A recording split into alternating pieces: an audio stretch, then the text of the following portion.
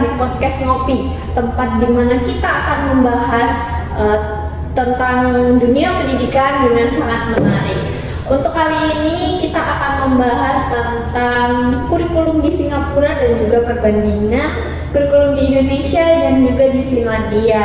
Untuk segmen pertama ini kita akan ditemani oleh dua narasumber yang sangat luar biasa, yaitu ada Kak Fit dan juga Kak Siska. Halo, selamat datang. Halo. Apa kabar? Sudah siap belum ini kalian untuk menjadi narasumber di podcast Ngopi ini? Baik dong Kak, pastinya kabar aku sehat juga hari ini. Alhamdulillah. Satu kebanggaan juga nih buat aku diundang di podcast Ngopi ini, ngobrol pendidikan ya. Gimana Kak Fit? Ya, halo Kak Nita, Kak Siska.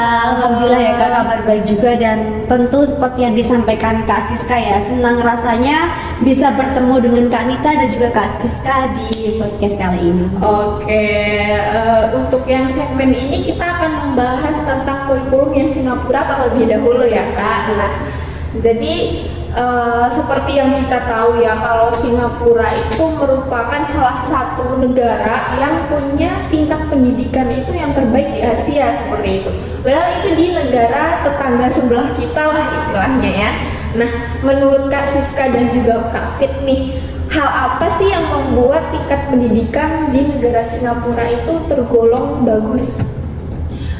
Bener banget Kak, kalau Singapura tadi itu jadi negara yang pendidikannya bagus, karena yang kita tahu juga kalau misalkan Singapura itu kan negara maju ya di Asia, yang pasti pendidikannya juga pasti maju dan juga bagus banget. Nah, kalau di Singapura itu kan juga penduduknya kan sedikit ya Kak. Nah, itu juga jadi salah satu faktor kenapa pendidikan di Singapura itu maju, karena si pemerintahnya itu bisa mencakup lebih detail semua aspek pendidikan di Singapura. Makanya kenapa pendidikan di Singapura tuh bagus, karena salah satunya yaitu penduduknya tuh sedikit. Iya, betul banget Kak. Aku sepakat juga sih sama yang disampaikan oleh Kak Siska tadi. Nah, selain itu, berdasarkan dari beberapa referensi yang aku baca nih Kak, bahwa Singapura tuh mempunyai pendidikan yang sangat-sangat maju, dan juga dia menempati peringkat ke-19 di dunia. Itu luar biasa pencapaian yang harus kita ikuti juga sih Kak. Dan ini juga yang mendorong pola kehidupan yang maju, karena tentu saja hal ini didorong dengan kualitas sumber daya manusia yang berpendidikan tinggi. Nah, selain itu ada beberapa faktor juga yang mengakibatkan Singapura ini menjadi kualitas pendidikannya yang terbaik nomor 9. Yaitu diantaranya ada kualitas pengajarnya, fasilitas atau sarana dan prasarana yang lengkap, terus juga ada bimbingan bakat terpadu, terus juga ada kurikulum yang digunakan, kemudian tes ujiannya yang ketat, dan lain sebagainya. Tak hanya itu, bahwa di Singapura tuh biaya pendidikannya tuh terjangkau Kak. Nah, hal ini tuh bisa membuat seluruh segmen, seluruh lingkup masyarakat bisa mengenyam atau merasakan pendidikan yang baik di negara ini.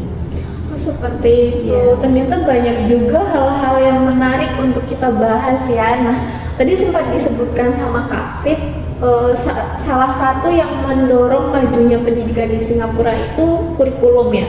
Namun sebelum masuk ke sana, menurut Kak Fit, sistem pendidikan di Singapura itu seperti apa? Oke, untuk sistem pendidikan di Singapura ya Kak, itu tentu saja tidak jauh berbeda dengan sistem pendidikan yang ada di Indonesia. Ya, kita tahu lah ya, kita masih berdekatan, kita juga ibaratnya masih satu rumpun, kemudian juga sesama negara ASEAN. Nah, untuk di Singapura itu juga terdapat ujian nasional. Nah, ujian nasional ya sama seperti kita ya, itu juga dapat menentukan ke jenjang selanjutnya. Nah, bedanya kalau di Singapura tuh tidak begitu rumit. Kalau di Singapura itu pendidikan formal dimulai dari TK sampai ke SD itu selama 6 tahun. Nah, setelah itu mereka bisa melanjutkan dari SMP sampai SMA itu 5 tahun. Nah, kalau di Indonesia ya Kak, kalau di Indonesia kan setelah SMP, SMA kan kita bisa lanjut ke universitas. Tetapi berbeda dengan di Singapura. Kalau di Singapura itu kita harus menjalankan pendidikan yang namanya pra perkuliahan atau pra universitas. Jadi di sini tuh harus ada pendidikan dulu, yaitu kurang lebih 3 tahun baru kita masuk ke universitas. Ini yang menjadi salah satu perbedaan sistem pendidikan di Indonesia dan juga di Singapura. Nah, hal ini kan dapat membuat para calon mahasiswa di sana tuh mempunyai bekal yang lebih berkompeten sebelum masuk ke universitas. Nah, selain itu ada juga perbedaan lain antara sistem pendidikan di Indonesia dan juga di Singapura. Kalau di Singapura tuh kalau ujian nasional kan, kalau di sini kan menentukan kelulusan ya. Ya kita tahu lah ya, kita harus belajar ekstra maksimal karena itu dapat menentukan kelulusan kita nanti. Nah, tetapi kalau di Singapura ini tidak ada ujian di sini tidak menjadi faktor kelulusan bagi para siswanya. Nah, selain itu di Singapura itu menerapkan sistem sekolah 6-2-2 yang berarti seorang siswa itu atau seorang peserta didik harus menyelesaikan kewajiban sekolahnya selama 10 tahun. Seperti 6 tahun itu di sekolah dasar, 2 tahun itu SMP, 2 tahun berikutnya itu SMA. Dan tadi sebelum masuk ke universitas atau kuliah kita harus melalui pendidikan pra-universitas atau pra-kuliah selama 2-3 tahun. Oh, oke. Ternyata salah satu yang paling signifikan yang membedakan itu tentang pendidikan prakuliah yang Iya, ada betul. di Singapura seperti itu ya. Kalau boleh tahu nih, saya agak tertarik dengan hal itu. Itu tuh pelaksanaannya seperti apa ya? Seperti yang kita tahu di Indonesia kan belum ada ya. Jadi itu sistem pelaksanaan di sana seperti apa? Kalau sistem pendidikan yang prakuliah tadi tuh udah disebutin kan selama 2-3 tahun Kak kalau di Singapura. Nah, itu tuh sistemnya kalau di sana kan namanya sebelum masuk pra itu kan ya di sini disebutnya SMA ya. Iya. Di sana itu kalau SMA tuh tamat SMA dia itu harus melakukan ujian akhir, yang mana ujian akhir itu untuk mempersiapkan diri untuk masuk ke universitas. Tapi sebelum masuk ke universitas dari ujian itu siswa itu bisa memilih nih Kak, mau prakuliah atau masuk ke kalau di sini politeknik. Kalau di sana itu pra universitas namanya junior college. Kalau misalkan politeknik di sini, kalau di sana itu namanya Institute of Technical Education. Yang mana kalau misalkan politeknik itu kan di sini sama, kalau di sana juga mau mempersiapkan ke langsung kerja. Kalau misalkan pra college atau junior college itu pra universitas, dia mempersiapkan diri buat masuk ke universitas Kak. Jadi kayak siswanya dipersiapkan untuk mempersiapkan diri mereka, terus kemampuan diri, dan juga lebih meyakinkan diri mau masuk ke jurusan yang mana nih, supaya di universitas nggak salah jurusan. Yang mana kalau misalkan kadang kita yang di universitas langsung milih jurusan, kadang di pelajaran kita ragu atau apa. Nah, itu pra college itu, pra universitas itu di Singapura tuh tujuannya tadi itu mempersiapkan diri yang biar siswa tuh benar-benar yakin nih masuk ke jurusan tersebut di kuliah. Jadi itu juga menarik sih Kak buat aku waktu pelajari itu di pra college itu, karena penting banget nggak sih buat masuk universitas biar nggak salah jurusan kan, Biar nggak berhenti di tengah-tengah karena nggak suka sama jurusannya gitu, berarti dipastiin dulu. Nah itu seperti itu ya. mengurangi resiko keluar di tengah-tengah itu Iya. salah satunya juga. Oke. Berarti udah clear ya gitu untuk sistem pendidikan di sana. Nah, sekarang kita masuk ke kurikulumnya ya Kak. Menurut kakak-kakak nih, Kak Fit dan Kak Siska, penerapan kurikulum di Singapura itu seperti apa? Apakah ada hal menarik dari kurikulum di sana atau gimana? Tadi sempat dibicarain juga ya sama Kak Fit soal kurikulum yang sistem pendidikannya tuh ada beberapa jenjang. Nah, selain itu di Singapura juga ada memiliki 2 kebijakan nih Kak yang terkenal banget yang jadi pondasi atau acuan di Singapura. Yang pertama itu ada Thinking School dan Learning Nation, dan juga ada Techless sama Learn More, yang mana yang gagasan pertama itu tuh maksudnya yang Thinking School dan Learning Nation itu dimaksudkan yang tujuannya itu lebih pada proses di pendidikannya, dan juga lebih mengacu pada siswa itu belajarnya efisien, efektif, dan juga lebih membuat siswa itu berpikir kritis. Jadi tujuan dari gagasan itu lebih benar-benar ke proses pembelajaran siswa gitu Kak. Jadi kayak benar-benar nih siswa diajarin untuk proses pembelajarannya benar-benar mengerti dan paham nggak kalau di gagasan yang ini. Yang kedua itu ada gagasan touchless dan juga learn more yang tadi. Yang itu tuh lebih berfungsi untuk memberikan ruang kepada siswa, nggak hanya dapat ilmu pendidikan dari ruang kelas aja Kak, tapi juga dapat ilmu dari profesi lain. Kalau misalkan di kelas kan cuma dari guru, terus kayak praktik keluar dari guru juga, kayak misalnya ekstrakurikuler. Nah, kalau di gagasan yang tadi itu lebih kayak dapat ilmu dari ahli, misal ahli matematika dan lainnya. Itu di gagasan tersebut kayak biar benar-benar dapat ilmu di luar kelas yang gitu. realnya seperti apa gitu, berarti mereka lebih explore Iya, gitu benar. ya. Jadi makanya kenapa siswa-siswa di pendidikan di Singapura tuh maju, karena salah satunya itu, karena ada dua gagasan yang cukup jadi dasar buat pendidikan di Singapura. Oke, ini proses gagasan itu tuh lebih mengacu ke proses, bukan hanya ke output betul. seperti apa-apa harus nilai gitu, enggak gitu ya. Karena di Singapura nih ada salah satu program juga nih Kak, namanya program Makerspace, yang mana dia itu program yang sangat strategis di kurikulum pendidikan Singapura, yang menciptakan siswa itu bisa lebih bereksplorasi, bereksperimen, terus memecahkan masalah, yang mana memecahkan masalahnya bukan hanya dengan cara yang biasa Kak, tapi dengan cara teknologi, karena kan di sekarang ini kan udah serba digital ya Kak. Iya, jadi benar disiapkan untuk benar-benar dimecahkan masalah itu dengan teknologi gitu kalau di program Makerspace ini.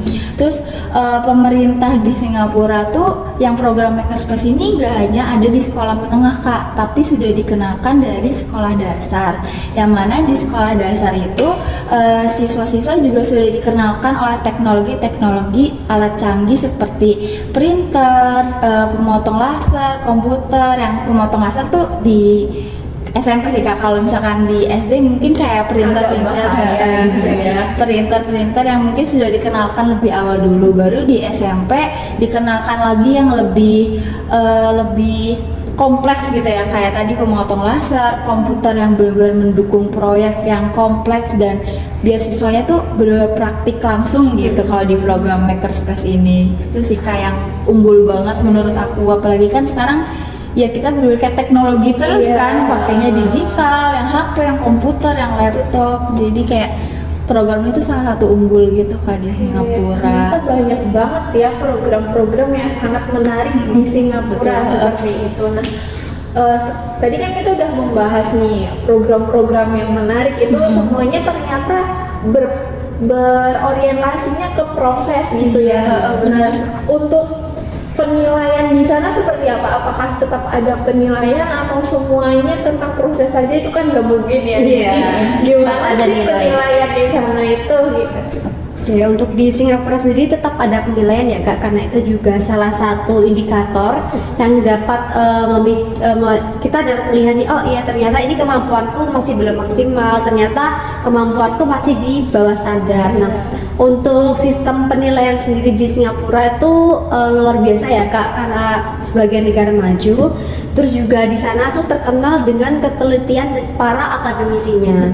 Terus kemudian di sana itu ada yang namanya Kementerian Pendidikan atau Ministry of Education, itu telah memprakarsai pergeseran dalam sistem pendidikan di negara Singapura, yaitu terutama dalam proses penilaiannya agar lebih mudah, seperti tidak ada ujian tengah tahun dan juga ujian akhir tahun untuk sekolah di tingkat dasar yaitu kelas 1 dan 2. Nah, selain itu, sekolah-sekolah di Singapura juga telah secara progresif ya beralih dari ujiannya, dan mereka juga telah menerapkan penilaian tertimbang namanya, yaitu penilaian yang berfokus pada pembelajaran untuk pemahaman, bukan lagi sekedar hafalan semata.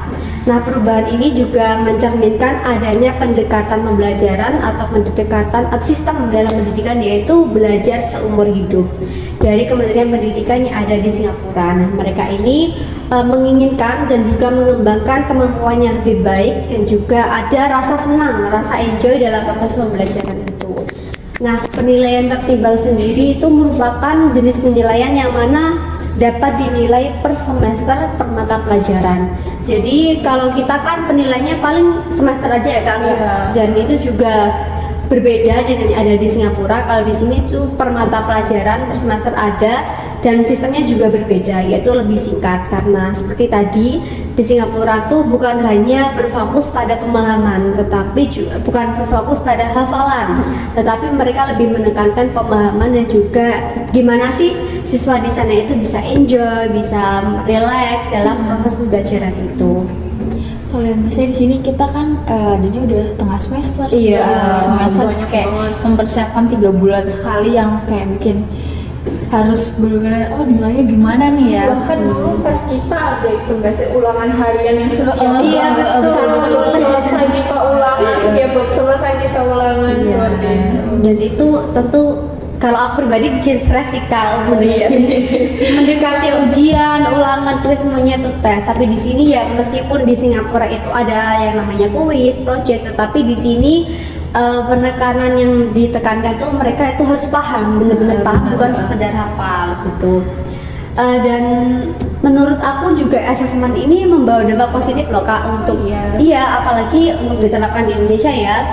Karena di sini ada beberapa dampak positif yang bisa diperoleh. Yang pertama yaitu terkait dengan efektivitas pengembangan holistik, yaitu dengan adanya penghapusan ujian tengah tahun dan tidak adanya ujian umum dapat mengurangi penekanan pada siswanya. Jadi mental siswanya lebih sehat, kemudian waktu untuk mengembangkan potensi lainnya juga lebih baik. Nah, di sini juga para guru itu bisa memiliki banyak waktu nih untuk memasukkan pendidikan yang lebih kreatif, terus juga berpemikiran kritis, terus juga keterampilan yang digaungkan, sehingga mereka tuh tidak hanya memiliki bekal untuk saat ini juga, tetapi mereka bisa mempersiapkan bekal untuk persiapan next karirnya gitu. Iya. Terus yang kedua itu dapat mengembangkan pola pikir. Dengan adanya penilaian tertimbang ini tentu saja dapat meningkatkan motivasi intrinsik bagi para siswa. Berkurangnya penekanan pada ujian juga dapat memberikan kesempatan bagi para siswa untuk belajar dari kesalahan yang ada tanpa memperkhawatirkan nilai. Kan kita nilaiku jelek nih, nanti aku jelek sendiri. Kadang malah dulu sempat ditaruh di papan ujian gitu kan, di kelas. Semua orang bisa lihat kita. Jadi kita tuh belajar bukan untuk paham, tapi untuk mendapatkan nilai yang bagus. Kalau misalnya nilai jelek nanti kayak kita langsung kayak ngaruh banget. Pasti kan karena nilai itu kan ngaruh ke rapot ya kalau betul. Kayak lebih nilainya bagus enggak ya, nilainya jelek enggak ya, apa nilai. Makanya di Singapura ini pendidikannya difokuskan ke pemahaman. Jadi nilai mereka bisa bagus, pemahamannya bagus, dan juga mereka enjoy tentunya dalam proses pembelajaran. Apalagi tadi tambah ada program yang bakal space itu kan mereka bisa praktik. Iya betul. Lebih menarik daripada kita cuma di kelas. Bukan di fokus aja ya Kak. Gitu ya. Ternyata sangat menarik ya pembahasan tentang kurikulum Singapura ini, dan itu tuh juga bisa dibilang cukup berhasil nggak sih, melihat dengan tingkat pendidikan Singapura yang cukup bagus ya. Nah mungkin di Indonesia bisa kali ya bisa dicoba di beberapa sistem. Bisa ada UTS ya Kak. Nggak dapat juga mental siswa-siswanya itu juga bakal lebih sehat. Tapi kalau UAS pasti ya kan kayak kita tapi misalnya kayak 6 bulan sekali. Tapi kalau UTS mungkin nggak usah ya. Kalau UAS mungkin buat ini dikapan buat main kelas gitu. Kalau UTS nggak dulu deh. Mending buat menjalankan aktivitas atau kegiatan yang lebih memupuk kreativitas, critical thinking, praktik. Jadi sekarang nih digital tuh kayak apa digital, betul banget kayak penting komputer, laptop segala macam. Sebutnya ketinggalan teknologi ini terus. Oke, mungkin cukup sekian dulu berbincang tentang kurikulum. Singkat banget. Kerasa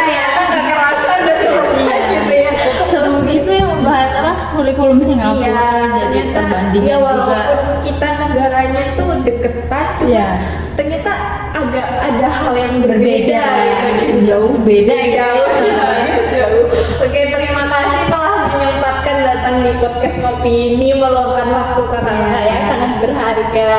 Seneng banget bisa datang ke sini nih Kak. Iya. Seneng banget bisa di sini ngobrol sama Kanita, Kavi. Oke, terima Jadi kasih. pengalaman banget buat Iya. Oke, selamat melanjutkan aktivitas kembali Iya, ya. terima kasih, Kak Sekali Nita. lagi terima kasih. Terima kasih. Oke teman-teman, barusan kita sudah membahas topik yang sangat menarik tentang kurikulum di Singapura seperti itu ya. Nah selanjutnya kita akan membahas topik yang tidak kalah menarik lagi nih tentang perbandingan kurikulum di Indonesia dan juga di Finlandia. Untuk itu stay tune terus ya, jangan lewatkan podcast kali ini.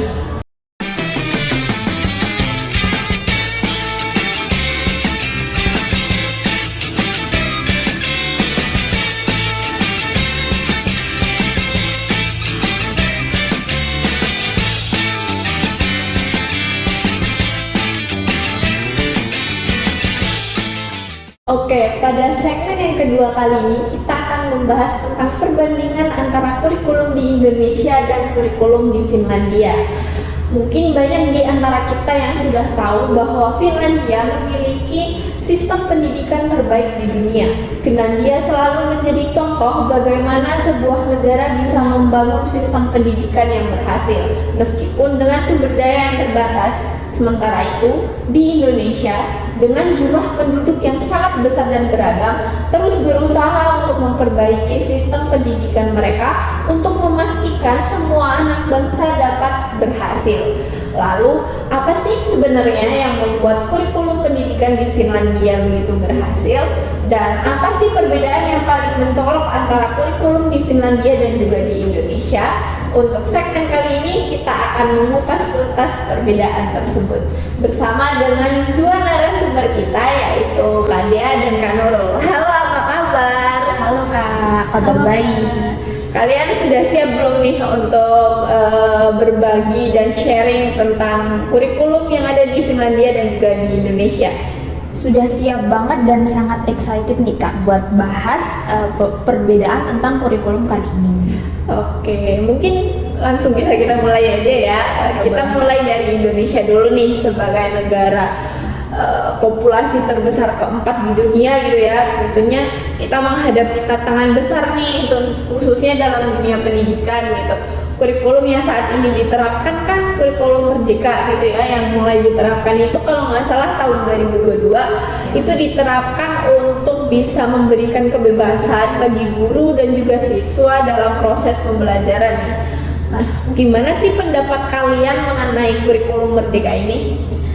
Baik, mulai dari aku dulu ya Kak mungkin ya. Nah itu kan kurikulum Merdeka itu kan konsepnya itu menggali banget nih potensi siswa. Jadi kayak guru itu bebas menggunakan media dan bisa menggali setiap potensi dari siswa itu masing-masing. Nah itu kan berarti konsepnya tuh udah lumayan mendekati sama konsep yang kurikulum dari negara-negara maju gitu ya Kak. Itu tuh bagus banget. Tapi di samping itu tuh ada satu satu item, yaitu profil pelajar Pancasila, di mana selain menggali potensi dari masing-masing siswa itu tuh tidak lupa mereka juga menerapkan nilai-nilai Pancasila, di mana kan itu sangat penting untuk generasi muda saat ini ya Kak. Iya. Tapi bisa kita lihat juga untuk kurikulum Merdeka ini penerapannya kayaknya butuh banyak evaluasi deh Kak. Seperti itu menurut aku. Untuk Kak Dea sendiri bagaimana? Kalau dari aku sendiri setuju sih sama tadi yang Kak Nurul bilang ya. Kalau kurikulum Merdeka ini kan sejatinya tujuan pemerintah itu buat meningkatin kualitas pendidikan di Indonesia kan. Tapi ya itu balik lagi ke penerapannya, kayak yang kita lihat kerasa banget nih ketimpangan dari kualitas pendidikan di antar daerah, apalagi antara kota sama daerah-daerah yang terpencil. Kalau di kota kan yang kita tahu ya infrastruktur pendidikannya udah bagus, terus gurunya kualitasnya juga bagus, bahan ajarnya juga bagus, apalagi akses ke teknologinya. Sehingga kalau kurikulum Merdeka dilihat dari penerapan di kota-kota besar ya itu sangat bagus dan juga sangat mencerminkan gitu kualitas pendidikan yang bagus. Tapi kalau kita lihat lagi nih ke daerah-daerah yang terpencil, di sana tuh banyak banget yang akses teknologinya itu terbatas. Terus guru-gurunya juga kan pada nggak mau gitu ya kalau ngajar di daerah-daerah yang terpencil. Terus infrastruktur sekolahnya juga kurang bagus. Jadi mungkin perlu diperhatikan gitu untuk infrastrukturnya. Iya sih, aku juga setuju sih sama pendapat kalian. Rancangan kurikulum Merdeka ini tuh sebenarnya udah bagus, cuman di penerapannya yang masih kurang gitu ya. Nah, sekarang kita lihat gimana sih kurikulum yang ada di Finlandia gitu ya. Seperti yang kita tahu tuh Finlandia sering banget nih dijadiin contoh ya, apalagi sistem pendidikannya yang sangat bagus gitu. Menurut kalian yang sebenarnya membuat negara Finlandia ini berbeda khususnya dalam sistem pendidikannya tuh gimana sih dan gimana cara mereka mendesain kurikulumnya gitu? Oke, mungkin dari yang aku baca-baca nih ya, dari sumber-sumber jurnal-jurnal itu di pemerintah Finlandia itu mereka sangat memperhatikan banget di sektor pendidikannya. Jadi di sana itu setiap bayi yang baru lahir itu orang tuanya dikasih namanya maternity package. Itu isinya peralatan bayi dan juga ada bukunya Kak. Bukunya itu buat ayahnya, buat ibunya dan juga buat bayinya. Nah di sini tuh kan kelihatan banget ya kalau pemerintah Finlandia itu mau meningkatkan minat baca dari dini. Nah selain itu di Finlandia itu mereka punya jenjang pendidikan yang sebenarnya agak jauh beda sih sama di Indonesia. Di sana itu ada namanya pre-primary education. Pre-primary education itu biasanya buat anak usia 6 tahun. Kalau di sini ya bahasanya kayak TK gitu kali ya. Nah di sana itu buat ngajarin kayak kemampuan sosial anaknya, terus karakter anaknya untuk mempersiapkan dia tuh masuk ke pendidikan formal. Terus kalau di sana itu ada pendidikan formalnya itu digabung Kak, kalau di antara SD sama SMP-nya itu digabung. Kalau di Indonesia kan dipisah ya. Iya, SD dulu baru SMP. Kalau di sana itu digabung dan mata pembelajarannya itu bisa dipilih gitu Kak. Sama jam pelajarannya juga diperhatikan banget kayak berjenjang gitu, nggak langsung yang 5 jam atau berapa jam gitu. Terus di sana juga untuk jenjang SMA itu sebenarnya sama sih kayak di Indonesia, ada SMA sama SMK. Cuma namanya itu pendidikan umum sama pendidikan kejuruan. Nah di pendidikan umum itu biasanya buat anak-anak yang emang mau ngelanjutin ke jenjang universitas Kak. Terus kalau di kejuruan dari yang saya baca itu mereka sistemnya kan waktu tempuhnya 3 tahun ya. 1,5 tahun itu buat belajar kayak di kelas. Dan 1,5 tahunnya juga itu buat magang. Oh, langsung prakteknya. Iya, jadi kalau di sana itu pendidikan kejuruan kalau mereka udah lulus ya mereka udah siap gitu untuk ke dunia kerja. Nah, terus di sana juga untuk universitasnya tuh ada 2 pilihan. Ada yang ke universitas, ada juga yang ke politeknik. Biasanya kalau yang pendidikan umum tuh mereka masuknya ke universitas. Nah, terus kalau yang pendidikan kejuruan kalau emang nggak mau langsung kerja masuk politeknik gitu sih Kak dari yang aku baca. Oke, dari Kanurul ada pendapat? Kalau misalkan tadi dia nyebutin tentang siswa-siswanya kayak tentang SDM-nya, nah ini kita bahas tentang kurikulumnya ya Kak. Iya. Di Finlandia itu sendiri itu tuh nggak ada PR dan mereka nggak menerapkan PR dan nggak ada ujian Kak. Jadi itu kan beda banget ya sama di Indonesia. Dimana PR dan sama ujian itu kental banget ya Kak, kayaknya sama sekolah-sekolah di Indonesia. Nah itu juga mungkin salah satu alasannya itu karena minat baca mereka tuh tinggi banget nih Kak. Mereka punya tingkat minat baca itu tertinggi sedunia. Jadinya mungkin walaupun tidak dikasih PR dan tidak ada ujian itu mereka tetap belajar Kak. Jadi kan beda banget ya kalau di Indonesia itu kan kalau misalkan nggak dikasih PR tuh kayaknya nggak ada yang baca lagi pelajaran atau gimana gitu ya Kak. Apalagi ujian ya, kalau misalkan belajar itu identik banget kayak H-1 ya itu identik banget kan ya Kak. Nah itu dari ujian itu. Nah untuk isi dari pelajarannya itu aku sempat baca nih Kak di jurnal itu menyebutkan kalau misalkan anak yang usia 16 tahun ke atas itu diajarinnya tuh dengan fenomena basic education Kak. Jadi kayak mereka tuh mempelajari satu fenomena itu dengan berbagai interdisipliner ilmu. Kayak misalkan mereka mempelajari Perang Dunia Kedua itu dengan berbagai ilmu nih Kak, kayak misal dipandang dari ilmu sejarah, dipandang dari ilmu geografi, dipandang dari ilmu matematika. Jadi mereka tuh belajarnya nggak satu-satu Kak, kayak misal ilmu geografi sendiri, ilmu sejarah sendiri, ilmu matematika sendiri kayak di sini gitu. Jadi mereka mempelajari suatu fenomena itu digabung jadi berbagai interdisipliner ilmu. Nah itu makanya nyambung lagi nih Kak, kalau misalkan kayak gitu kan berarti kan kualitas gurunya tuh harus baik ya Kak, kayak harus benar-benar menguasai tentang berbagai disiplin ilmu itu. Makanya untuk guru-guru di Finlandia ini dipilih itu dari biasanya tuh 10 besar lulusan terbaik di universitas, dan mereka itu untuk jenjang pendidikan itu minimalnya S2 Kak. Beda banget ya sama di Indonesia kan.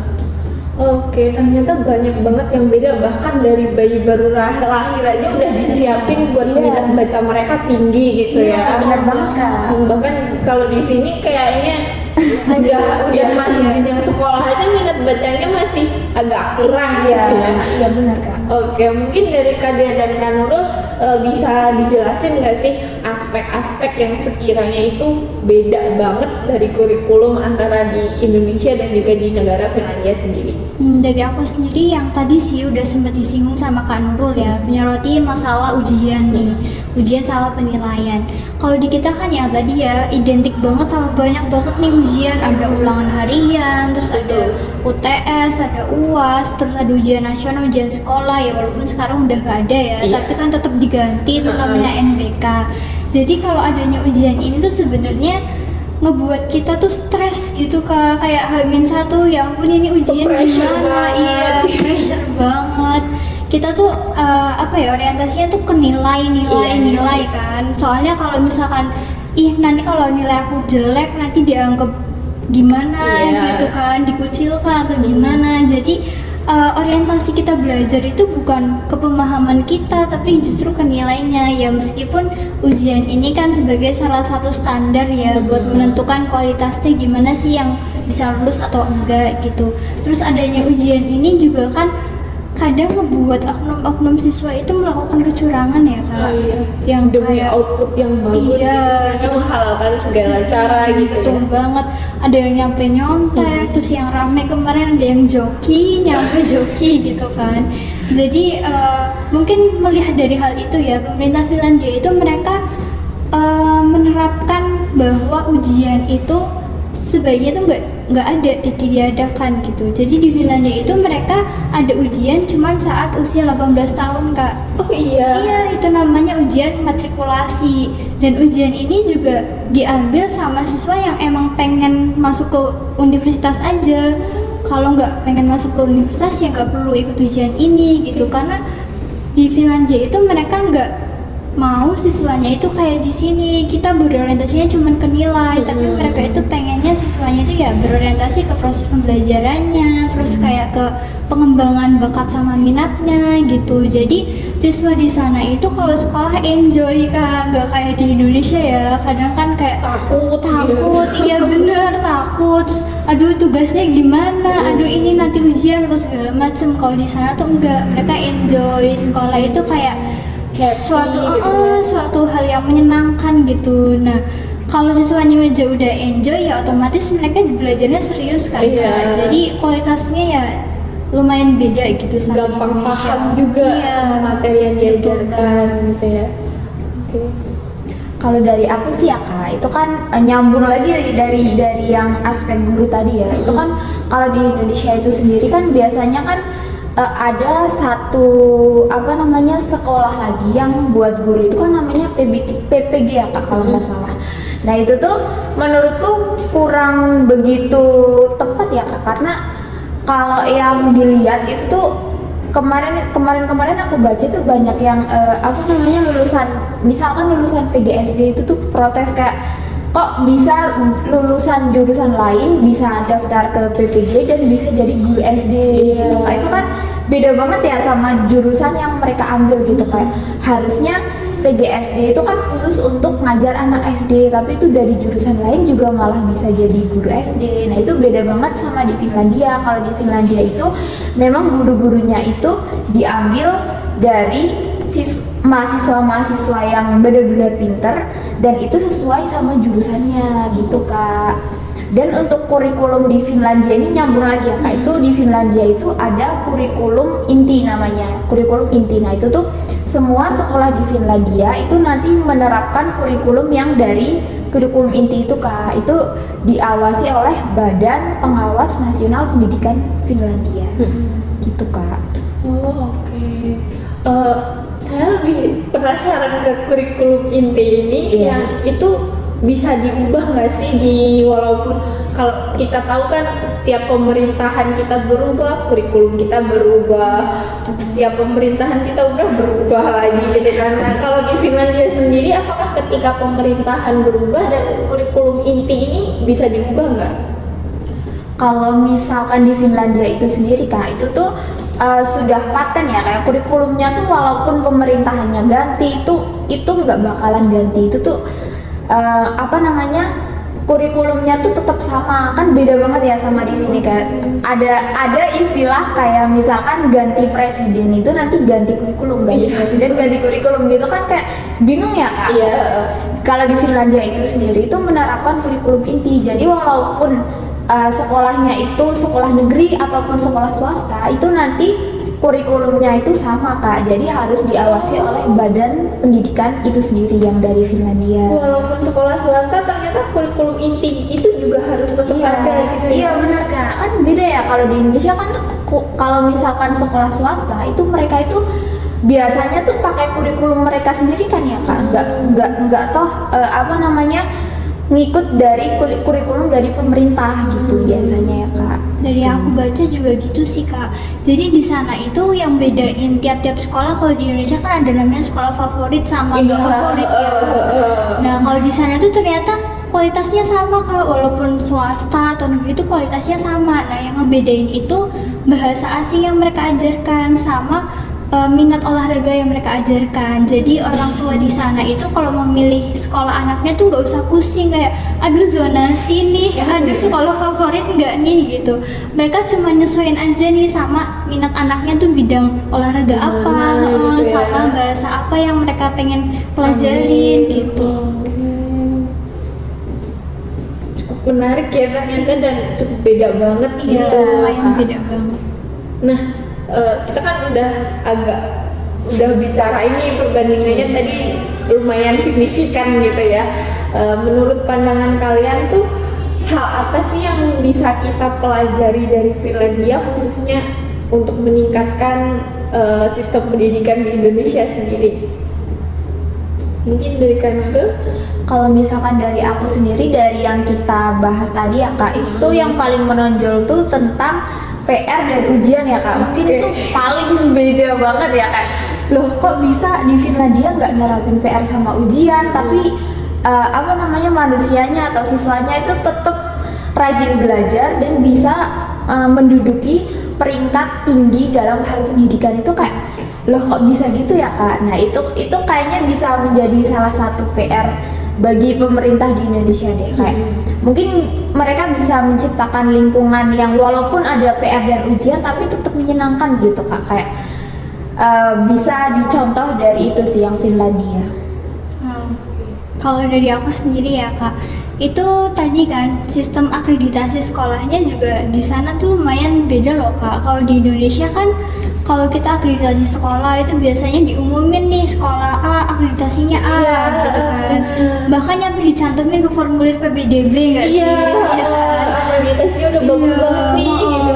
Nah hal ini tuh justru malah nyebabin anak-anak yang nggak masuk ke sekolah-sekolah favorit ini justru malah kayak dipandang oh sekolah buangan gitu, mohon maaf gitu iya kan. sih, bener juga. Iya kan, jadi kayak mereka tuh jadi aduh aku masuknya ke sekolah yang kayak gini nih nggak bagus nih gitu kan. Kalau di Finlandia itu enggak Kak, jadi mereka itu ada badan yang mengawasi akreditasi sekolah.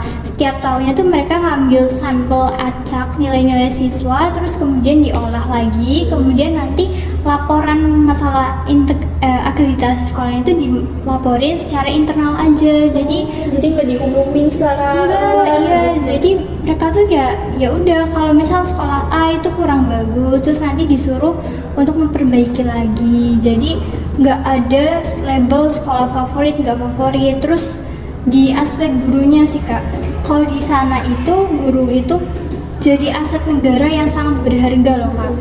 Jadi di sana itu gurunya nggak dibebanin sama administrasi kayak di Indonesia, ya kan. Kalau di sana itu gurunya ya fokus aja buat ngajar. Ya terus feedback imbalan gajinya di sana tuh lumayan. Untuk gurunya tuh berkisar 42 juta loh kak sebulan. Ini sangat beda jauh sama negara kita ya. Nominal yang sangat Luar biasa. sekali gitu. Kemudian kalau di sana untuk masalah siswanya juga di sana tuh sangat sejahtera kak. Di sana itu pendidikan dasar sampai pendidikan tinggi itu gratis loh kak. Oh iya. Iya, itu gratis, nggak ada pungutan biaya apapun. Di sana tuh ada namanya biaya untuk pendidikan. Untuk setiap siswa itu tiap tahun dari jurnal yang saya baca itu sekitar 5.200 euro untuk satu siswanya. Itu sampai pendidikan tinggi. Iya, itu sangat besar Jadi sekali. nggak ada istilah UKT ketinggian gitu ya kan? Nggak ada. Jadi siswanya enjoy, gurunya juga enjoy Iya. gitu ya.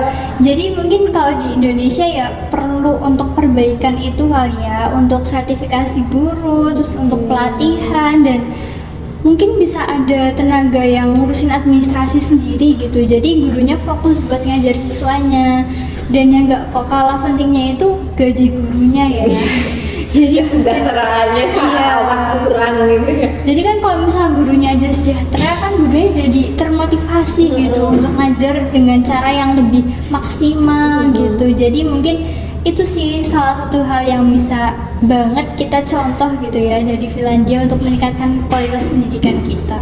Oke, berarti di Finlandia tuh pendidikannya mengutamakan ke pengembangan karakter, keterampilan sosial, dan juga ke kreativitas gitu ya. Nah, mungkin hal ini bisa banget buat diterapkan, diadopsi buat di kurikulum Indonesia gitu ya. Oke.